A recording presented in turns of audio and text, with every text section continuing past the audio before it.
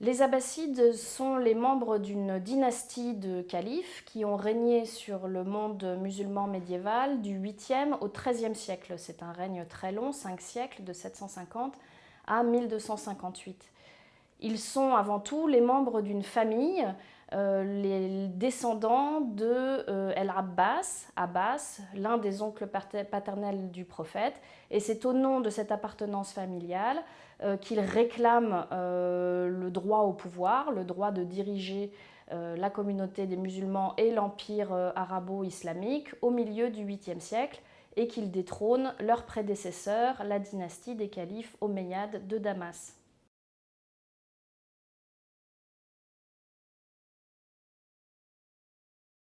La prise de pouvoir des Abbassides au milieu du 8e siècle découle d'une intense activité de propagande et d'action politique et militaire contre leurs prédécesseurs, les Omeyyades de Damas.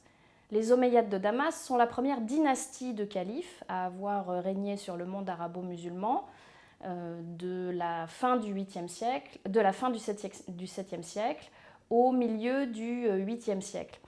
Les Omeyyades de Damas n'avaient pas de lien familial étroit avec le prophète. Ils faisaient partie d'un clan de la tribu de Kouraïch, le clan des Banu Umayya, les fils d'Omeya, c'est pour cela qu'on les appelle Omeyyades, qui était un clan qui n'était pas le clan auquel appartenait le prophète, à savoir le clan des Banu Hashim, des Hachémites, des fils de Hachim, qui était un autre clan de la tribu de Kouraïch. Les clans étant en fait des grandes familles, des familles au sens assez large. Et la tribu étant un groupement de personnes sur une base familiale, puisque tous les membres d'une tribu sont censés descendre d'un même ancêtre, que cela soit vrai ou fictif. Donc les Abbassides, au départ, ne se présentent pas directement comme abbassides, si vous voulez, comme un mouvement défendant les droits de la famille abbasside. Ils se présentent comme un mouvement qui s'oppose aux Omeyyades et qui rassemble un petit peu différents mécontentements qui existaient contre cette dynastie califale qui régnait alors depuis sa capitale, à savoir la ville de Damas, en Syrie actuelle. Il développe une propagande donc très intense contre ces Omeyyades autour de différents sujets, mais autour notamment de la légitimité de la famille du prophète, des descendants de la famille du prophète, à régner sur l'empire arabo-islamique, alors on peut dire à son apogée territorial. Donc c'est essentiellement sur des questions de légitimité familiale qu'ils vont développer cette propagande. Des questions de légitimité religieuse également, puisque, comme en témoignent les textes qui ont été rédigés à l'époque des Abbassides sur les Omeyyades, on les présente comme des califes, disons, moins attachés au respect de l'islam que les califes abbassides, ou que la façon dont les califes abbassides ne se présenteront comme défenseurs de l'islam, même si bien sûr les études aujourd'hui sur le califat omeyyade montrent que les califes omeyyades étaient tout à fait eux également attachés à l'expansion et la défense de leur religion. Donc c'est essentiellement dans l'est de l'empire musulman d'alors que se développe ce mouvement de révolte qu'on a même parfois appelé la révolution abbasside, qui est un mouvement militaire et de propagande religieuse et idéologique, donc avec un certain nombre de propagandistes, on les appelle da'i, ce sont des propagandistes qui mènent une darwa, c'est-à-dire une propagande à la fois sur des thèmes religieux, politiques et idéologiques, et qui s'implante particulièrement bien dans l'Orient musulman d'alors, c'est-à-dire dans ce qui est aujourd'hui l'est de l'Iran, une grande région que l'on appelle le Khorasan, qui se trouve aujourd'hui, si vous voulez, à cheval entre l'est iranien et le Turkménistan. Voilà, donc c'était vraiment la région la plus orientale de l'empire musulman d'alors. Et c'est dans cette région que les Abbassides, sous la forme d'un mouvement de propagande clandestine, vont rassembler des soutiens, notamment des soutiens militaires. Et c'est grâce à l'un de leurs chefs militaires, un dénommé Abu Muslim, qu'ils conquièrent militairement l'Iran, qu'ils arrivent jusqu'en Irak, puis dans un premier temps jusqu'en Irak, et ils prennent en Irak le pouvoir dans la ville de Koufa, dans le sud de l'Irak, où ils proclament la destitution du calife omeyyade alors en titre et la proclamation du premier calife de ce qui deviendra la dynastie abbasside.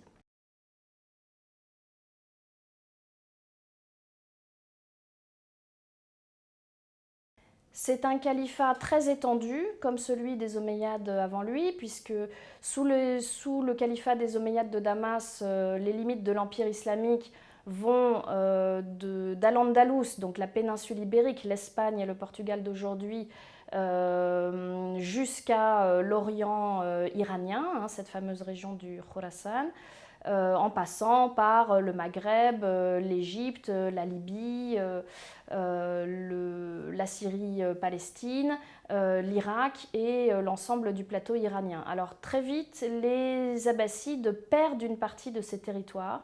Ceux qu'ils perdent le plus rapidement sont des territoires occidentaux, notamment la péninsule ibérique, à l'Andalous, qui très vite va devenir indépendante sous le règne de souverains locaux rattachés à la famille des Omeyyades de Damas. Donc assez rapidement, la péninsule ibérique ne fait plus partie en quelques années de l'empire abbasside. Et puis, au cours du 8e plus encore du 9e siècle, un certain nombre de régions vont devenir autonomes ou indépendantes, notamment le Maghreb. Et on va dire au tournant du 8e et du 9e siècle, sous le règne du très célèbre calife Haroun al-Rachid, l'empire abbasside s'étend de la Tunisie actuelle, qu'on appelle à l'époque l'Ifriqiya, jusqu'à l'Iran oriental, la région du Khorasan, et de la Transoxiane, c'est-à-dire de l'Asie centrale. La conquête abbasside s'est faite de façon militaire, comme je l'ai dit, appuyée sur un mouvement de propagande religieuse et politique qui affirmait que la dynastie des Omeyyades n'était pas légitime, qu'elle n'avait pas le droit de régner sur l'empire islamique et que le pouvoir devait revenir à un membre de la famille proche du prophète. En l'occurrence des descendants de son oncle Abbas, donc de la famille abbasside.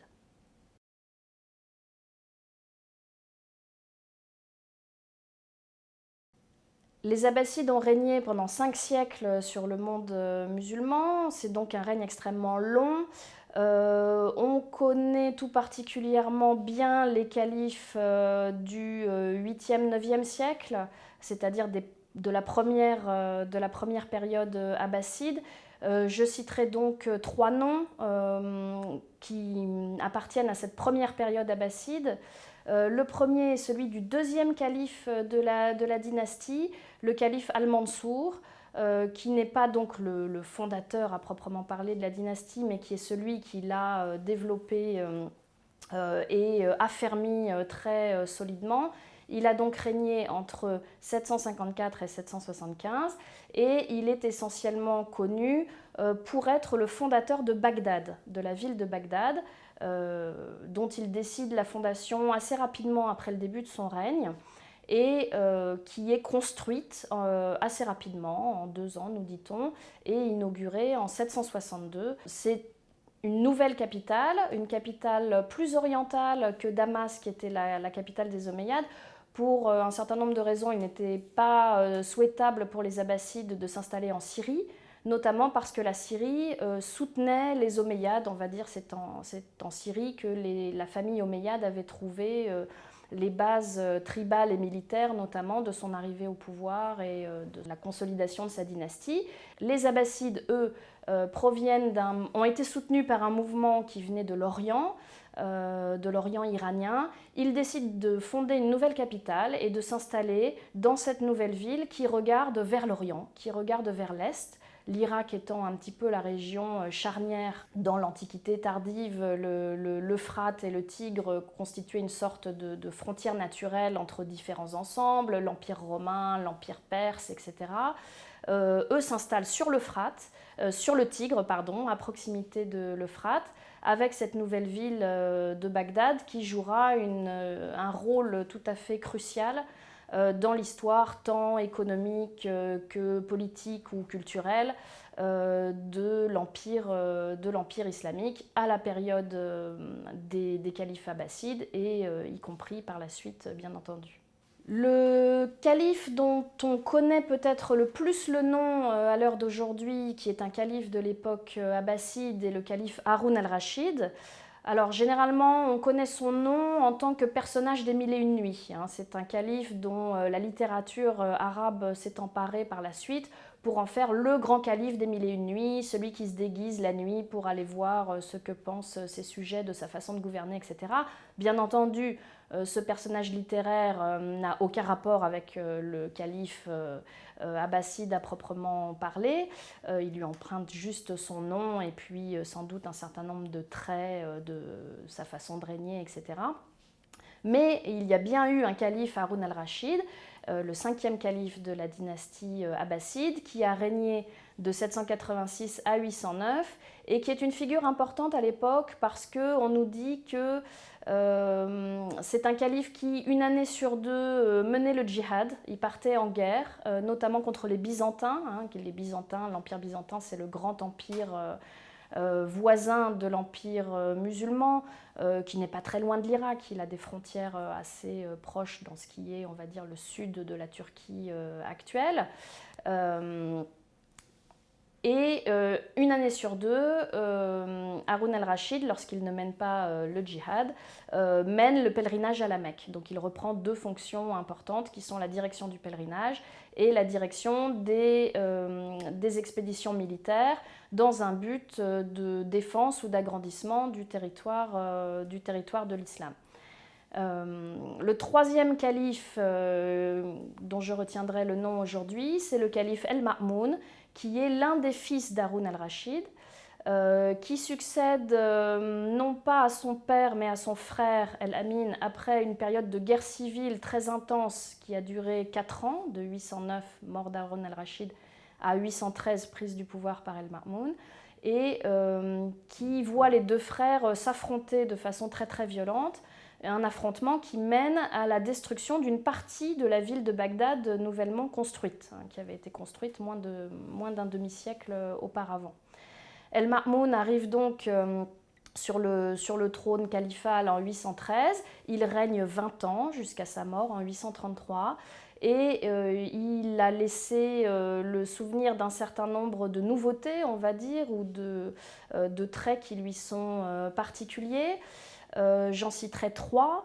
Le premier, c'est que c'est un calife sunnite, puisque les Abbassides font partie de la branche sunnite de l'islam, qui a tenté un rapprochement avec la famille des Alides, c'est-à-dire des descendants de Ali ibn Abi Talib, Ali le gendre et cousin du prophète, qui est pour le mouvement chiite leur premier imam.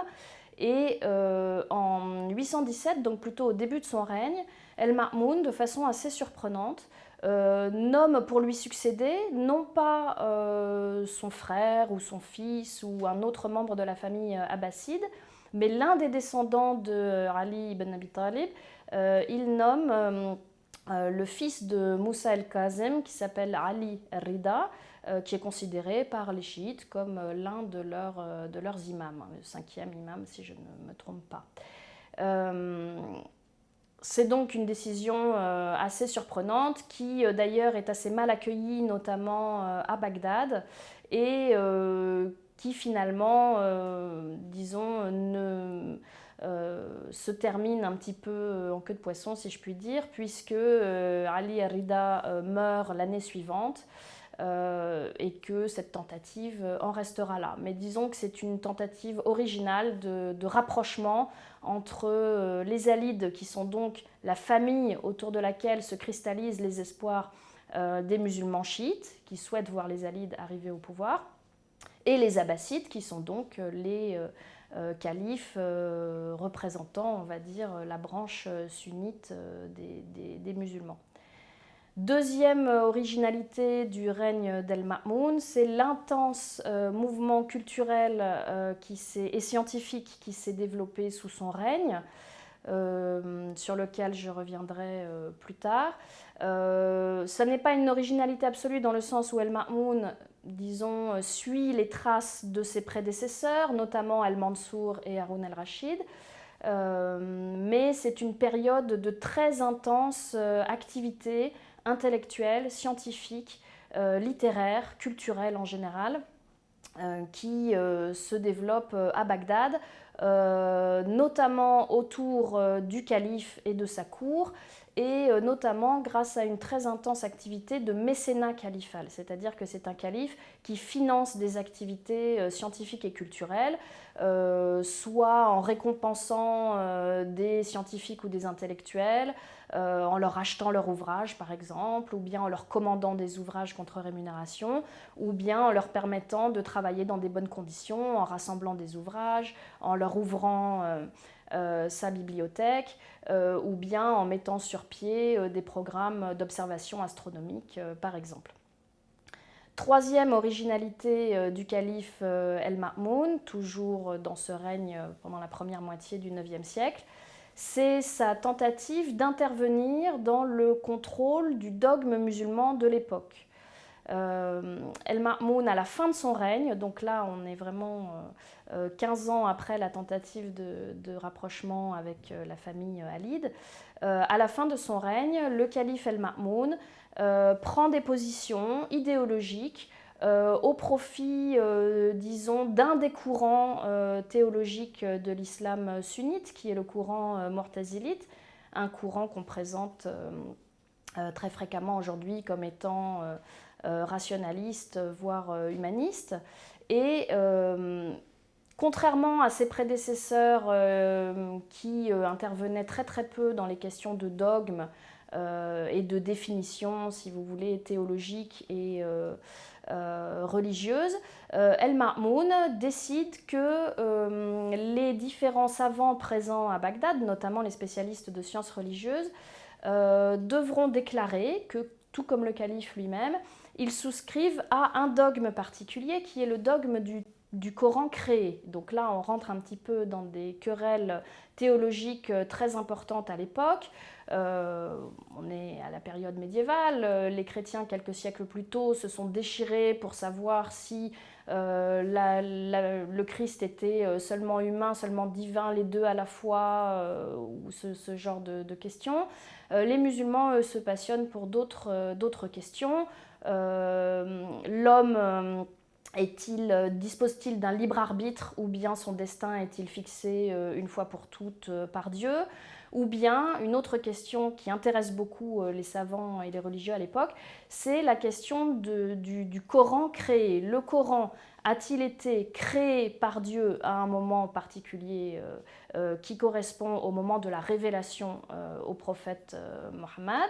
Ou bien le Coran existe-t-il de toute éternité? Voilà, donc ce sont les termes d'un débat qui agite beaucoup les milieux des théologiens à Bagdad et ailleurs.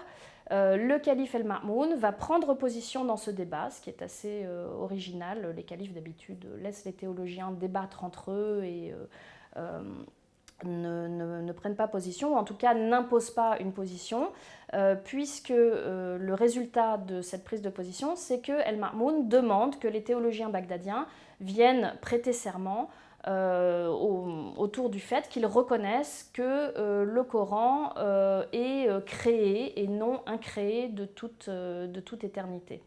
Ce qui va déclencher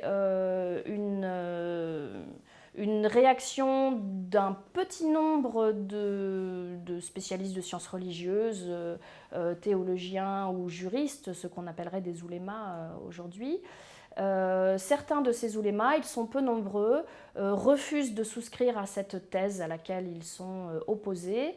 Et le plus connu d'entre eux, c'est le juriste et théologien Ahmad ibn Hanbal, qui est, disons, le maître autour duquel s'est formée l'une des 4 principales écoles de droit musulman, de droit sunnite, pardon, qui est donc un personnage de la première moitié du IXe siècle. Vous voyez que c'est une période extrêmement riche au niveau intellectuel comme au niveau politique.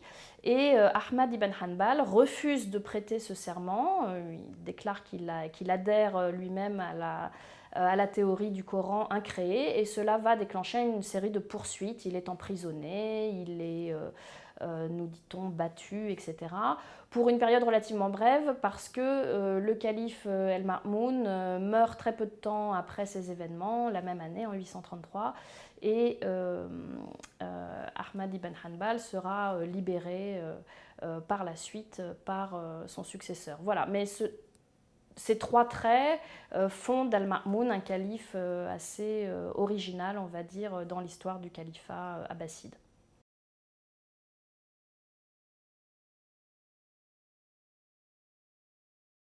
Le califat abbasside est une période formatrice à bien des égards, qui s'inscrit bien entendu d'une certaine façon dans la continuité, notamment administrative, de ses prédécesseurs, les Omeyyades de Damas. Mais on peut dire peut-être les traits marquants du califat abbasside au niveau politique.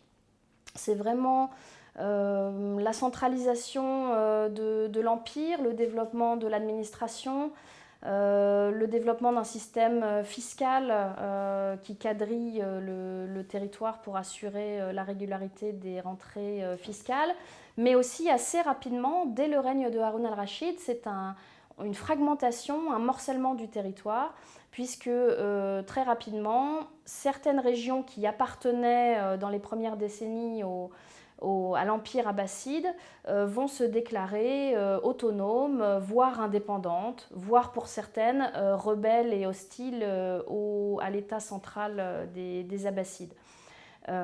J'ai parlé tout à l'heure de la sécession rapide d'Al-Andalus et du Maghreb.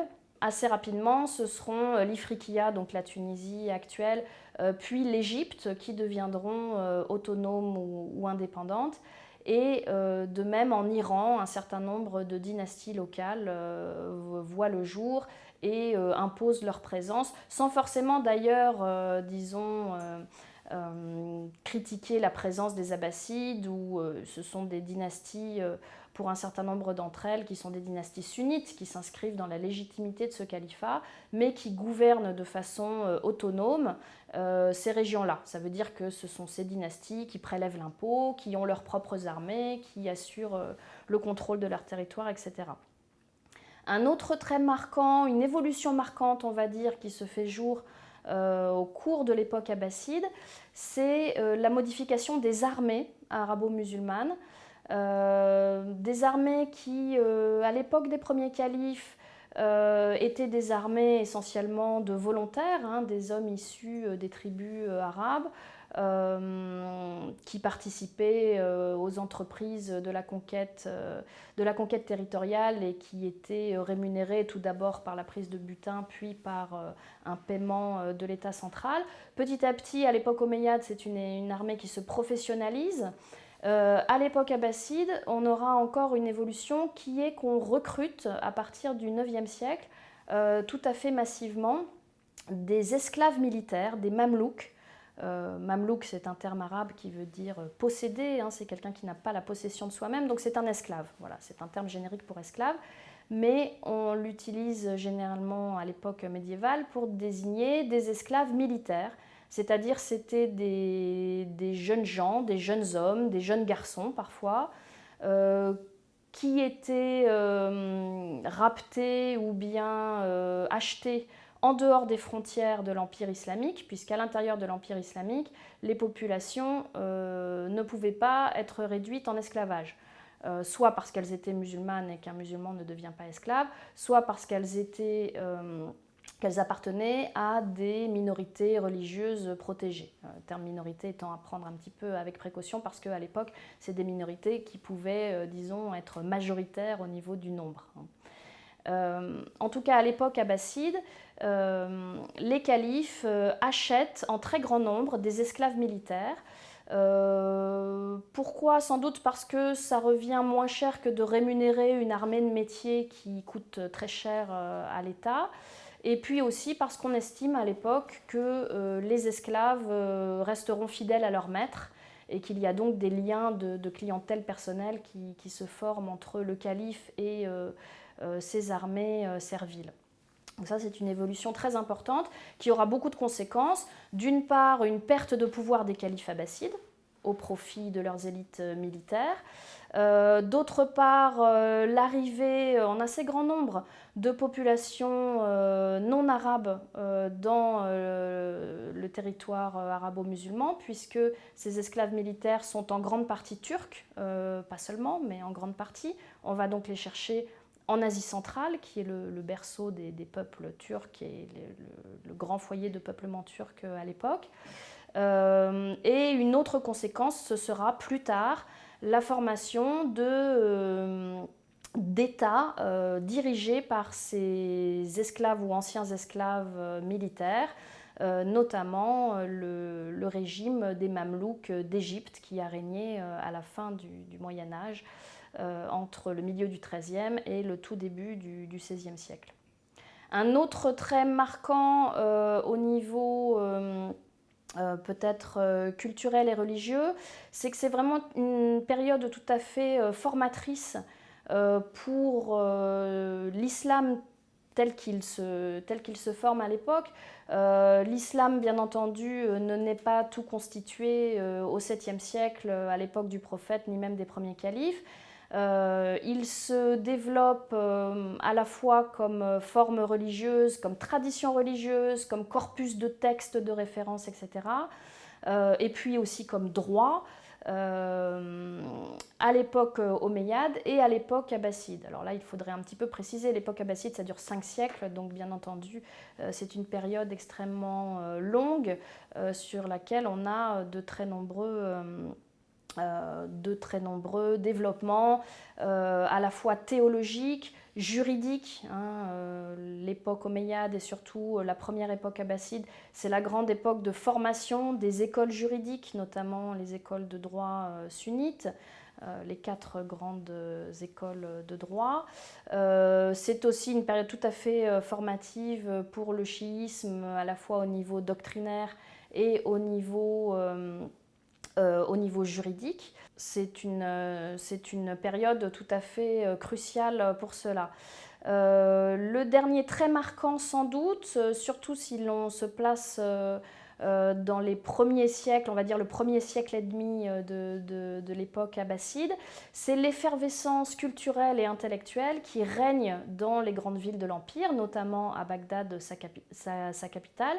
Et ce n'est pas par hasard, c'est-à-dire que c'est une effervescence intellectuelle qui est encouragée par le mécénat des califes et de leur entourage, c'est-à-dire non seulement des califes, mais de certains de leurs hauts fonctionnaires, des vizirs ou d'autres personnages importants de l'État ou de l'administration, qui investissent une partie de leur fortune dans le développement de la science, des arts, le cas échéant, de la littérature, etc.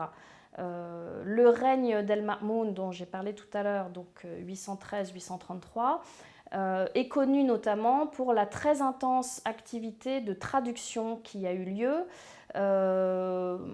C'est une période, le premier siècle abbasside, c'est une période où les califes ont souhaité rassembler autour d'eux des livres. Des livres qui venaient de différents horizons, de différents pays. Il y avait dans ces ouvrages aussi bien des ouvrages venant de l'Iran ancien, qui étaient rédigés dans la langue l'ancien persan, le pelvi, Éventuellement des ouvrages rédigés en sanskrit, la langue de l'Inde ancienne, des ouvrages qui pouvaient être rédigés en grec également, et en arabe bien entendu. Les califes rassemblent donc autour d'eux une bibliothèque. Elle est connue sous le nom de Beit el-Hikma, la maison de la sagesse. C'est une bibliothèque dans laquelle les califes placent des livres qu'ils achètent ou qu'ils font acheter. On nous dit souvent qu'ils envoient des émissaires, même au-delà du territoire de l'islam, pour ramener des livres. Et dans ce premier siècle abbasside, les califes abbassides vont encourager la traduction de très nombreux de ces ouvrages vers l'arabe. C'est essentiellement le calife el-Ma'moun qui est connu pour avoir encouragé ces traductions. Sous son règne, travaillaient, alors ce n'étaient pas directement des traducteurs d'État, ils n'étaient pas payés, disons, comme des fonctionnaires de l'État abbasside, mais ils étaient encouragés, y compris financièrement, par le calife lui-même. Et on connaît certains de ces traducteurs qui traduisaient du grec vers l'arabe ou vers le syriaque étant la langue des chrétiens des églises orientales très implantées notamment en Irak, et du syriaque à l'arabe dans un deuxième temps. Donc c'est une période où on a traduit du grec, mais aussi du persan, éventuellement du sanskrit vers l'arabe, un patrimoine tout à fait impressionnant en matière scientifique, dans des matières aussi différentes que les mathématiques, l'astronomie, l'astrologie qui était liée à l'astronomie à l'époque, mais aussi la médecine, la philosophie et la littérature également. Quand on parle de traduction, il ne faudrait pas avoir une vision un petit peu réductrice. À l'époque, quand on traduit, on réinterprète, on s'approprie le savoir. Donc ce ne sont pas simplement des translations, si vous voulez, d'ouvrages d'une langue dans une autre. Lorsque un traducteur traduit les œuvres médicales de l'Antiquité hellénistique, du grec vers l'arabe par exemple, eh bien non seulement il traduit, mais il commente.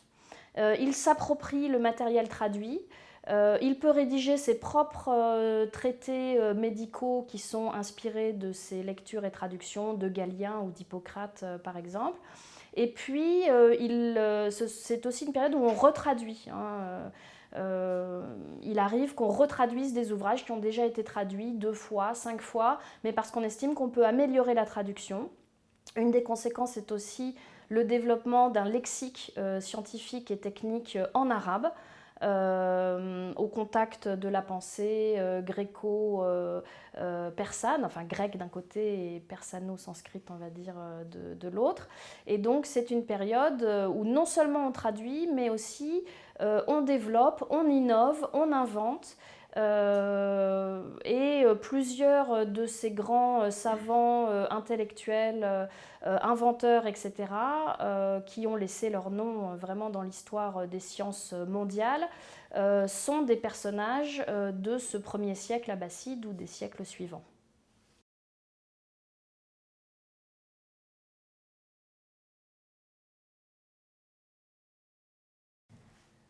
Alors, dans le domaine des sciences qu'on va dire profanes, mathématiques, astronomie, médecine, etc., il y a quelques grands noms tout à fait incontournables, dont certains sont encore connus jusqu'à aujourd'hui, d'autres moins, ou plutôt par les spécialistes. Mais on peut penser par exemple à ces personnages qui sont 3 frères, qui s'appellent les Banu Moussa, les fils de Moussa, qui sont originaires d'une famille iranienne.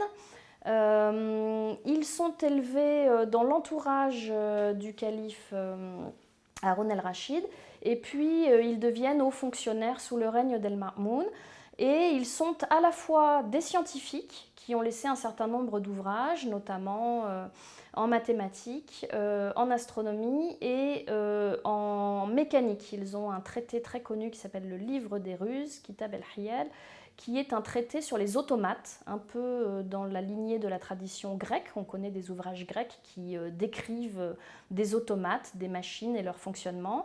Les Banu Moussa font leur propre ouvrage en la matière, qui innovent beaucoup. Ils proposent toute une série d'automates qui fonctionnent par exemple à la vapeur ou qui fonctionnent avec d'autres systèmes permettant le mouvement de la machine. Ces Banu Moussa sont aussi des mécènes, c'est-à-dire qu'ayant fait fortune notamment dans la haute administration, eh bien, ils envoient chercher des ouvrages jusque dans l'Empire byzantin, nous dit-on. Ils repèrent aussi des jeunes talents, hein, c'est eux qui auraient découvert un futur prodige des mathématiques, Thabit ibn Qurra, qui était changeur dans une petite ville de la frontière byzantine, qu'il ramène à Bagdad et qui devient, dans l'entourage abbasside, un très important mathématicien. Et puis les Banu Moussa participent aussi à des expériences scientifiques. C'est par exemple à eux que le calife El-Ma'moun demande de mesurer l'étendue d'un degré de latitude terrestre. Donc il s'agit de savoir combien mesure, alors pas en kilomètres parce que ce n'est pas la mesure qu'on utilise à l'époque, mais dans les mesures de l'époque, combien mesure un degré de latitude terrestre, ce qui permettra de calculer la circonférence terrestre. Un certain nombre de textes nous racontent comment les Banu Moussa se rendent dans la steppe pour mesurer avec l'aide d'études, d'instruments astronomiques, de repérage astronomique, mais aussi, je crois, à l'aide de piquets et de cordes. Ils mesurent l'étendue d'une fraction de degré, ce qui leur permet de calculer l'étendue du degré terrestre, etc. Donc ce sont aussi des praticiens. Hein. Le calife El-Ma'moun leur commande aussi des observations astronomiques. Et c'est l'une des particularités de la période, c'est qu'on confronte la théorie scientifique, notamment celle que l'on trouve chez les Grecs ou chez les Persans, ou que l'on développe de façon intellectuelle en arabe. On confronte cette théorie scientifique à de l'expérimentation. On fait des repérages avec toute une série d'instruments, de mesures, par exemple astronomiques, et on fait progresser le savoir en matière médicale également par cette comparaison entre la théorie et ce qui est issu de l'expérience de la pratique. Parmi d'autres personnalités scientifiques de l'époque abbasside, on peut évoquer une figure très très importante, celle d'un grand mathématicien, El-Khwarazmi. Il a un nom difficile à prononcer, mais c'est l'une des personnes qui a révolutionné, on va dire, l'arithmétique et l'algèbre à l'époque, notamment en introduisant dans le système de calcul arabe des systèmes de notation que connaissaient les Indiens de l'Inde ancienne, et que lui-même avait connu grâce à des traductions dans des ouvrages persans de ces ouvrages de mathématiques indiennes. El-Khwarazmi, au début du IXe siècle, introduit donc dans les méthodes de calcul de l'époque ce qu'on appelle la numération décimale de position avec usage du zéro. Auparavant, on n'avait pas de symbole, on va dire, pour noter le zéro, et cela rendait toute une série d'opérations impossibles, ou plutôt disons que l'introduction de la notation du zéro permet de poser des opérations comme on les connaît aujourd'hui, et donc de faire progresser de façon durable et révolutionnaire la science mathématique. El-Khwarazmi, à la fin du Moyen-Âge, a été connu et traduit dans l'Occident latin. On connaît l'un de ses ouvrages principaux est connu aujourd'hui uniquement dans une version latine, si je ne me trompe pas. Donc sa pensée et ses avancées mathématiques ont permis aussi de grands développements des sciences mathématiques dans l'Occident latin à la fin du Moyen-Âge. C'est le cas dans d'autres disciplines également. On peut penser à la médecine. L'époque abbasside, c'est aussi une grande période de développement de la médecine, grâce à de nombreuses traductions des ouvrages de médecine rédigés en grec, notamment les ouvrages d'Hippocrate et de Galien, qui sont traduits au début du IXe siècle, notamment par un traducteur qu'on peut aussi évoquer ici, qui s'appelle Hunayn ibn Ishaq, qui a pour particularité d'être un chrétien nestorien. Donc les nestoriens, c'est l'une des grandes églises du christianisme oriental de langue syriaque. Il était originaire du sud de l'Irak. Son père était pharmacien, nous dit-on. Il connaissait aussi bien le syriaque que l'arabe. Pour ses études de médecine, il apprend le grec et il devient l'un des très grands traducteurs de traités médicaux grecs vers le syriaque et vers l'arabe. Et c'est l'un de ces traducteurs qui revoyait ces traductions, qui travaillait dessus, qui écrivait des commentaires des ouvrages qu'il avait traduits, permettant de faire avancer notamment la science médicale. Voilà parmi les grands personnages qu'on peut évoquer. On pourrait en évoquer d'autres. J'ai parlé tout à l'heure de Ahmad ibn Hanbal, le personnage autour duquel s'est fondée l'école de droit hanbalite, l'une des grandes écoles de droit sunnites. Il y a beaucoup d'autres personnages importants, aussi bien dans le domaine des sciences religieuses que des sciences profanes, ou bien dans le domaine également de la littérature. N'oublions pas que l'époque abbasside, les premiers siècles abbassides, c'est l'époque où écrivent des grands littérateurs et prosateurs arabes, comme El-Jahiz par exemple, qui est un auteur du IXe siècle, ou bien El-Masroudi, qui est un auteur du siècle suivant, auteur des Prairies d'Or, une sorte de grande anthologie historico-littéraire. C'est une période où les grands monuments de la prose arabe sont écrits. Donc ça reste une période vraiment fondatrice pour l'histoire de la littérature arabe, aussi bien que des sciences ou que de la théologie.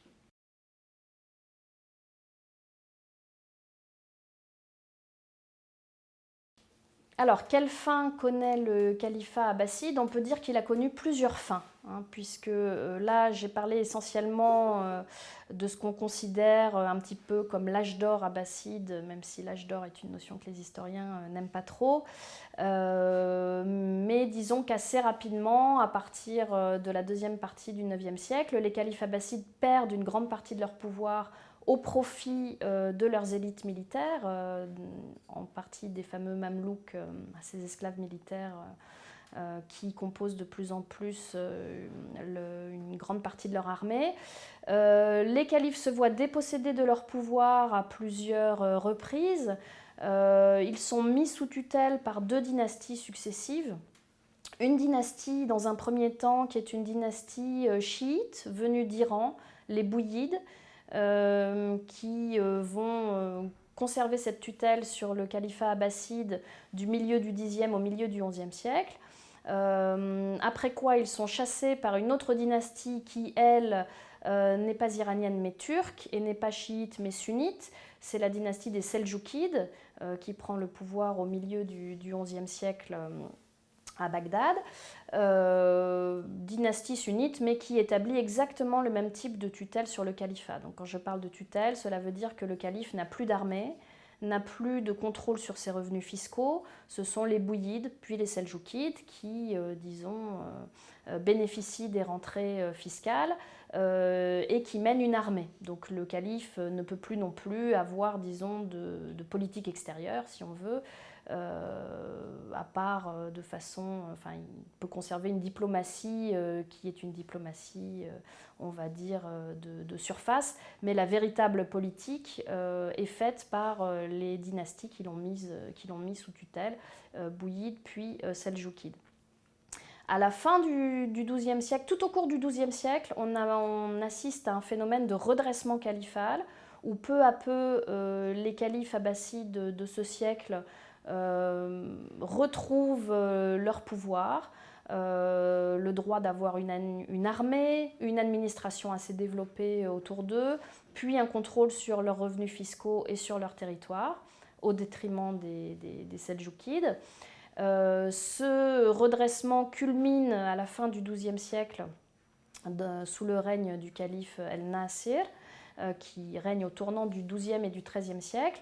Mais assez vite, les califes abbassides sont confrontés à une nouvelle menace, à nouveau venue d'Orient, d'Asie centrale. C'est la menace des Mongols, qui comme leurs prédécesseurs bouyides ou seldjoukides vont prendre le pouvoir par la force à Bagdad, à la différence que les Mongols à cette époque-là ne sont pas musulmans, et ils choisissent de mettre fin au califat de Bagdad en mettant à mort le dernier calife abbasside de Bagdad en 1258, qui est une date très importante dans l'histoire de la région.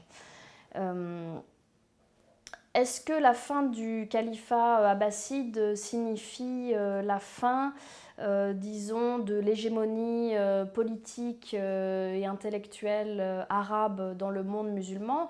Alors, on a beaucoup dit effectivement qu'à partir du Xe siècle, et c'est un fait, de nombreuses dynasties non arabes voient le jour dans l'empire islamique.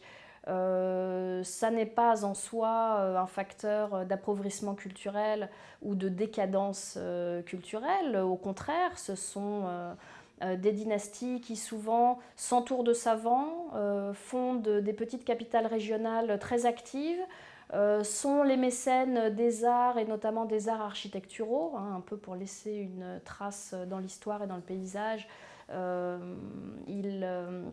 Ils financent la construction de très beaux édifices, des mosquées, des madrasas ou d'autres types de monuments. Ils apportent aussi un élément de diversité culturelle qui est tout à fait intéressant, qui est tout à fait crucial, on va dire, dans l'histoire intellectuelle de la région. Et puis, pendant assez longtemps, ces dynasties non arabes conservent l'arabe comme langue de culture. C'est-à-dire même à la cour de souverains qui sont iraniens ou bien turcs, l'arabe reste longtemps et la langue administrative et la langue de culture. Ce n'est que vers la fin du Moyen-Âge qu'elle sera progressivement, non pas totalement détrônée, mais qu'on verra apparaître aux côtés de l'arabe.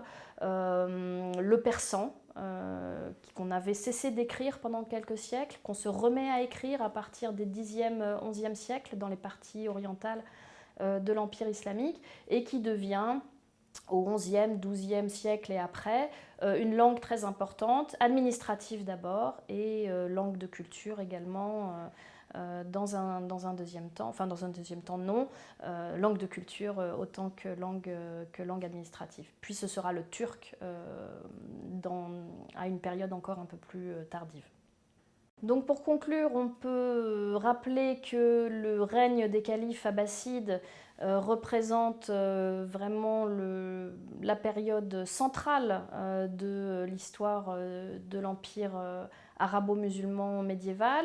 5 siècles d'histoire, c'est une dynastie très longue, ce qui prouve, disons, la résilience au moins de ces institutions, même à ces périodes de mise sous tutelle par des dynasties extérieures. La dynastie abbasside reste aujourd'hui dans le monde arabo-musulman une référence extrêmement importante, peut-être un peu comme les Carolingiens pour l'histoire de France ou les Capétiens. C'est une période fondatrice au niveau politique, institutionnel, mais aussi religieux et culturel et intellectuel. Et ça reste l'une des dynasties, on va dire, peut-être les plus enseignées de façon assez consensuelle, au moins dans le monde sunnite, avec une vision d'ailleurs qui peut avoir tendance à lisser un petit peu aussi certains événements. On est quand même au Moyen-Âge, donc une période aussi avec de très nombreuses guerres, une prégnance voilà, disons des aspects militaires et guerriers, y compris dans la vie quotidienne de tous, des grandes inégalités sociales, l'esclavage qui est extrêmement répandu, etc. Mais disons qu'aujourd'hui, la relecture qui est faite de l'époque abbasside met plutôt l'accent sur les conquêtes, on va dire, intellectuelles, le développement culturel et politique de l'époque.